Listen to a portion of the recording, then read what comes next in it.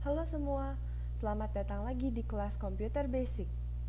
Pada video ini, kita akan lanjut dengan lesson 2, yaitu Introduction to Hardware.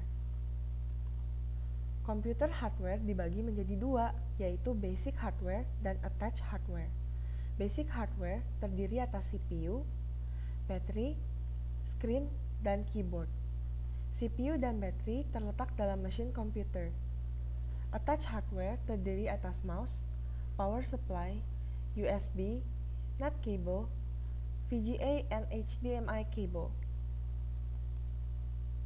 Kita bisa membandingkan komputer seperti virtual human. Misalnya, otak kita tempat kita menyimpan informasi itu bagaikan CPU. Tangan yang kita gunakan untuk menulis dan membuka folder itu bagaikan mouse dan keyboard. Wajah yang kita gunakan untuk menunjukkan emosi kita itu bagaikan layar.